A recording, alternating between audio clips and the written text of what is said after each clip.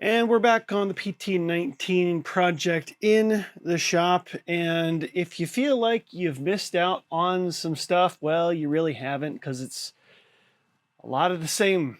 Let's get started. All right, to be fair, yes, there is no covering left on the wing, but I'm going to put some time lapse in here so that you can see what the process is like.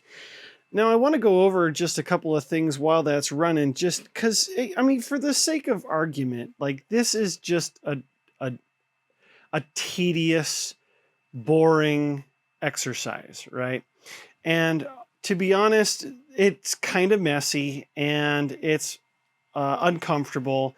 You're putting heat into your shop, using a heat gun to soften this up, and you can tell that there are some circumstances where I'm not able to evenly heat as I'm pulling, and so some of the color is left behind. So with what you're seeing here at this time, yeah, it kind of looks a little rough, but I want to go over some tips and tricks for you moving forward. So I want to try to address immediately a question that I've seen time and time again. If you're pulling up covering film and the color is left on, how do you get rid of it? Well, there are two options. The first option involves more heat. And the reason that you want more heat is because essentially you're trying to still soften up the adhesive. So what you do is you apply heat and you take some of the covering film and you try to re-stick it and then pull it back up. So I'm going to put you on a tripod and show you what I mean. So I've got some of the covering film that I pulled off. I pulled it out of the garbage can just to give you a demonstration here. I've got my heat gun, just straight from Harbor Freight, cheap guy, doesn't matter. Just needs a little bit of heat, okay? I will say that a blow dryer, a regular blow dryer, will not be sufficient for this. But let me get you maybe a little closer in on this. Oh, okay. So you apply the heat, and you'll see that it starts to bubble up a little bit, and that's the adhesive underneath getting soft. And then it cools off. So now that we've got it softened up, what we're going to do is we're going to position this over top and do the same thing. Okay? And then we're just going to run our finger over it and then pull it up. Amazing.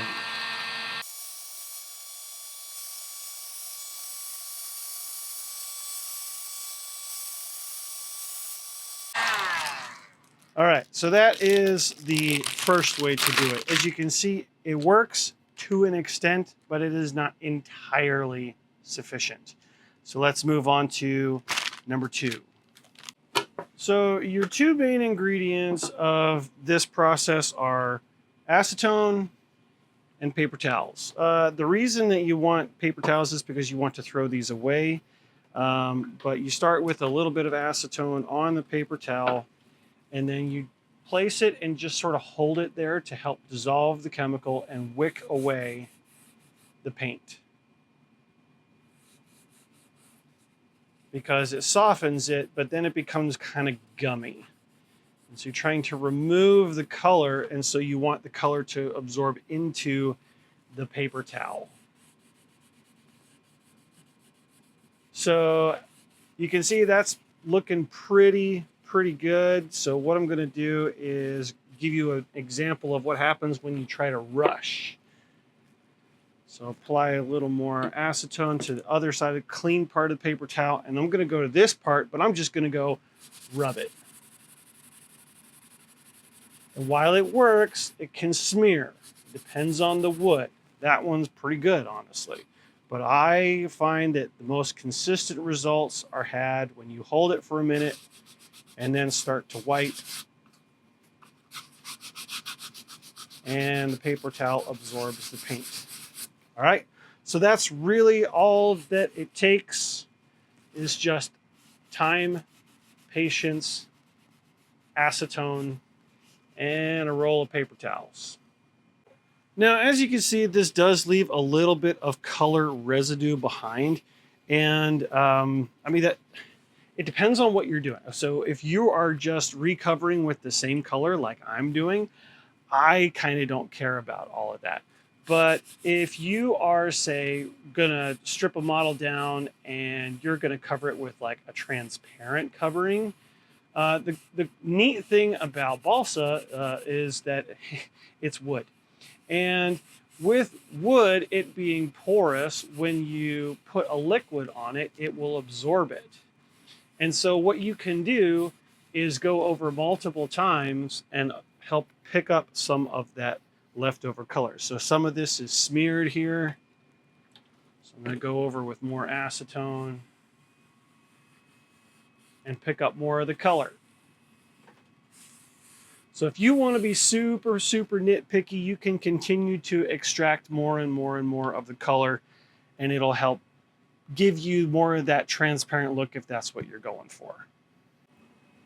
The other thing that you may feel like you missed out on but really didn't is maybe redoing hinges.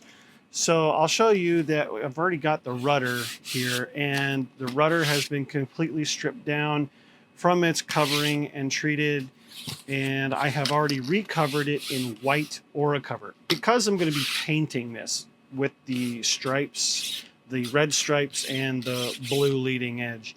So that is to be masked off and taken care of later, but you can see that there are marks here for where my hinges are. So really, when you're removing this, some old models, the hinges did not have enough glue put in them, and you can almost overbend slightly and break those hinges free. Or you can do what I usually do, and these CA style hinges, you just cut them. I mean, it's no big mystery that they're just essentially plastic. Okay, you just cut them straight off. Now, to remove those hinges is more of the complicated story. So you're left with something in here, and there's not a whole lot of anything to grip onto. I have some of these cheap side cutters that you get with all sorts of electronic devices. Any old side cutters like this will do, but really what you're trying to do is pinch the hinge with this after you do some additional work. So what I do is I take my knife, number 11 blade will do as well, but again, you're going to be making this hole bigger for the proper Dubro hinges anyway. So cut next to the hinge into the wood.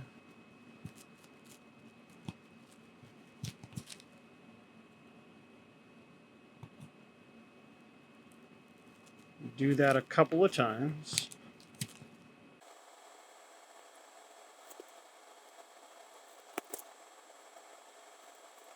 Okay, so now it's kind of loose, and then you start picking at it.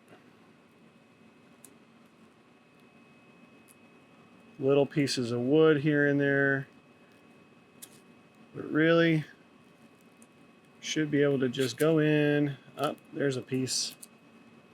This one's old and brittle.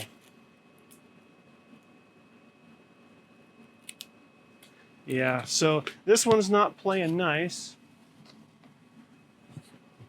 but since we're making a hinge slot anyway later on this, I'm using my Dubro hinge slotter tool, the pokey part that's used for digging stuff out. Yeah, I'm using it to dig stuff out. Yeah, some of the wood's going to come out. Again, you're making a slot. You're going to be removing material anyway.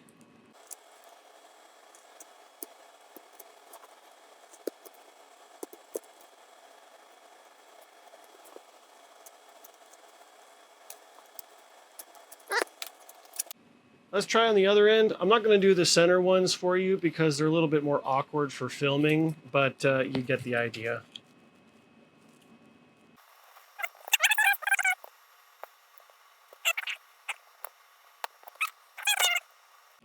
Sometimes they'll pull straight out and sometimes they'll fight you to the end.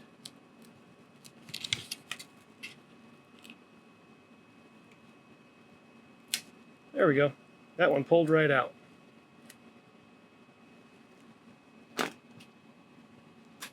So then after that's pulled out, you clear out a hole because you're going to have to anyway. Yeah, there's additional residue from the hinge.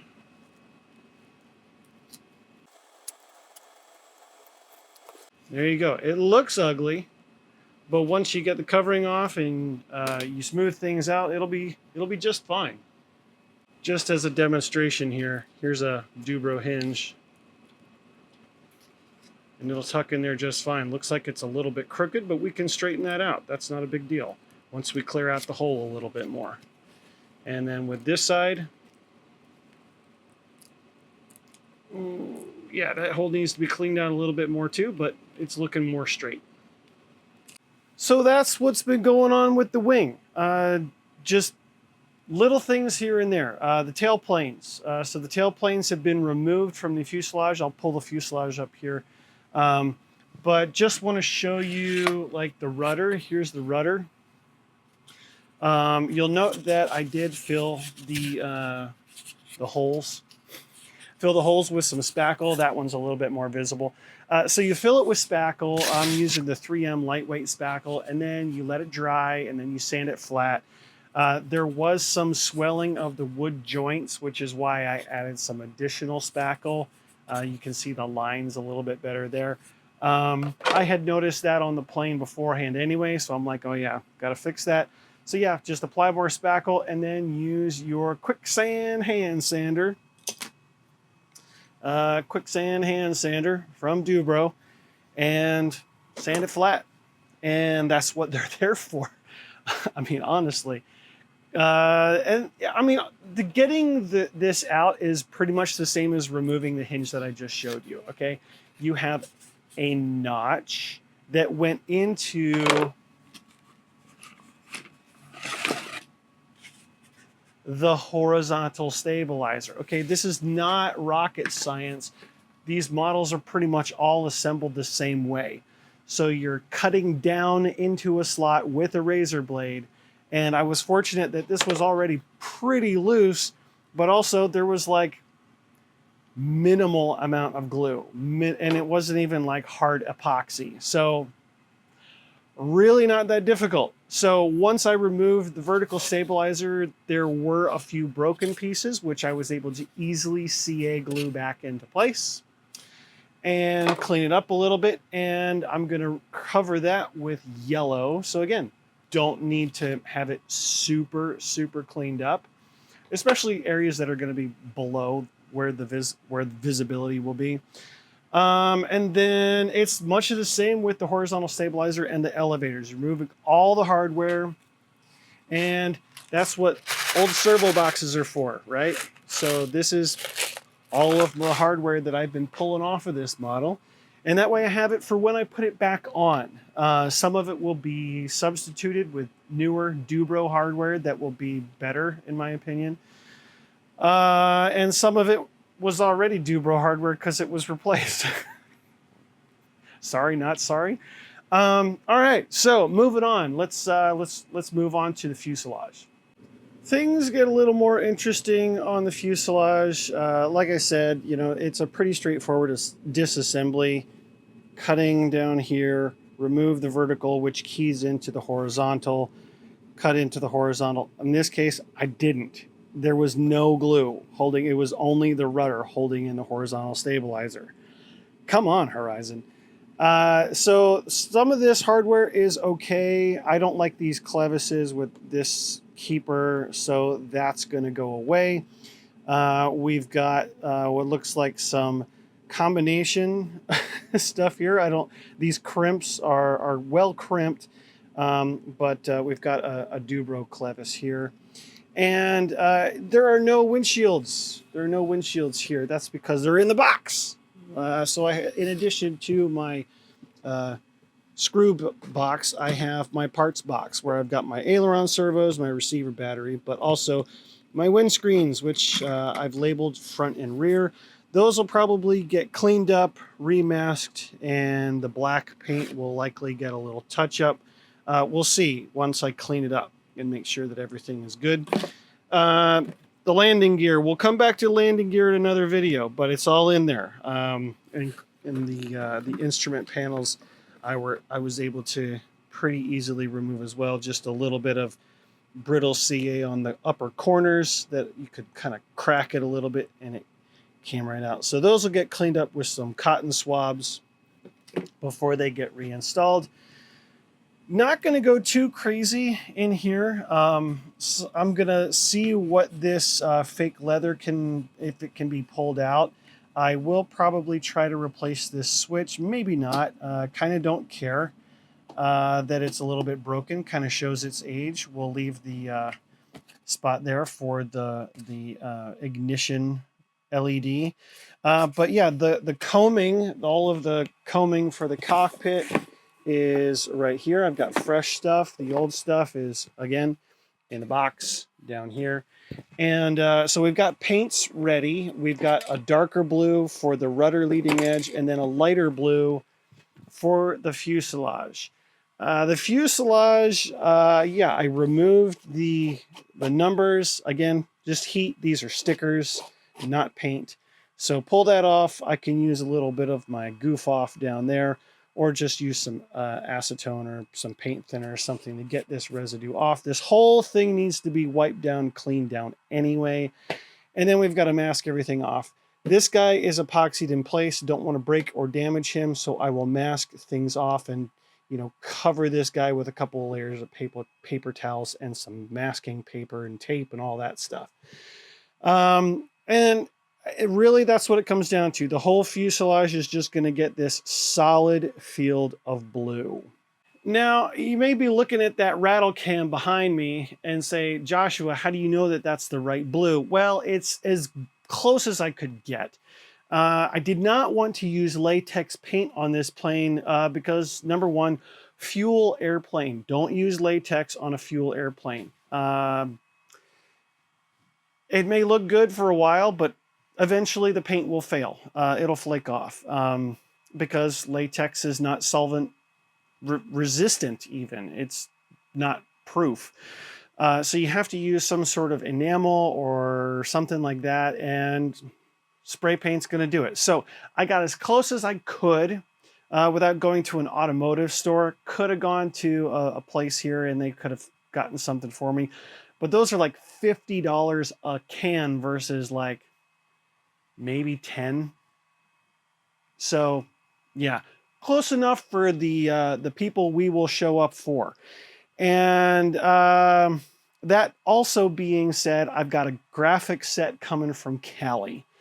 I will be doing a clear coat on this once I get all the graphics and everything applied as well. Again, just to protect it from fuel, because fuel eats paint.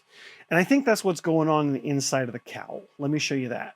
The cowl, as you know, has been stripped down. I did open up the hole a little bit more to clear the prop hub. But inside, there is just this sticky residue. You can't feel it, but I can. But every time I run my finger, see how it smears? No matter what I do.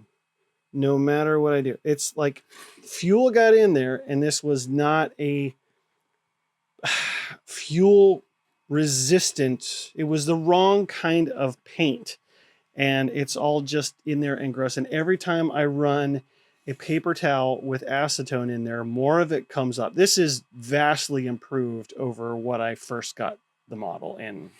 One more thing about the cowl is I did take some time with the heat gun. These corners were splayed up and out a little bit more. You can heat up the fiberglass and try to curve things and have it reset and get new memory. That way the shape of the cowl is a little more well preserved. Pretty straightforward, nothing too mystical about the cowl. I'm gonna sand everything down, repair a few holes that are here, like that one. And give this just a good sand down. We'll use some nice primer, some nice automotive primer, and then our paint. It should be pretty straightforward to get that down to where it needs to be. All right, so the elephant in the room is the engine, and so the engine I have not been able to get running on gas again. I struggled for about an hour trying to get this thing started so that I could dial in the carburetor. But you'll notice that something looks a little bit different about this carburetor. Yeah, I give up. The stock glow carburetor, it did work, but I could not get it to pop off again, and I couldn't get it to pop off reliably. And an engine tuner, I am not. You guys know that I'm big into my electrics, and the adjustments on that needle valve are so fine for gasoline that I'm convinced that I'm overshooting it. So the design for the CH ignition conversion is to have the carburetor pointed down toward the crankcase, but you can see that I deviated from that because I physically have room in the cowl for the carburetor to be pointed in this direction. So I'm using the stock tube, extension tube here. The kit comes with a new one that's a little bit longer, but it turns out that I didn't need this. So this is being held in reserve. But yeah, stock, it's just turned 90 or 120 degrees. So it's pointing straight down, and everything is bolted up per the instructions in the kit. And I had to install a new throttle servo. So this is my new throttle servo mount, metal gear servo, and so that is all connected with Dubro hardware. Got a nice ball link connector. Plastic here. I've heard people say that you can have CDI ignition transmit like an antenna through here. So try to use a plastic connection rather than metal on metal, and turn this push rod into an antenna. I don't know how much truth there is in that, but you know, I'm taking the precaution anyway because I can. So yeah, we have our choke that will get a rod. It's in my hardware kit that goes straight up and down. So that'll be a new hole that goes in the cowl at a later time. Okay. At this point in the game, it's just elbow grease. So you guys know the drill. I'm gonna get to it. I'm gonna get things cleaned up, make some progress, come back to you guys with an update. Hope you learned something today. Head on over to dubro.com and make sure you get yourself that little checkout code Josh10 and save 10% off of your order and get the things that you need for your project. I think that Dubro, in my opinion, I think they're the best hardware you can possibly get in this hobby. And I know that it's made my life easier, and I have not had these parts fail on me yet. I've been back in the hobby since I was a kid, left, came back. I've been back in the hobby for over 15 years now, and the Dubro stuff just keeps on ticking. Anyway, keep working on your flying works of art.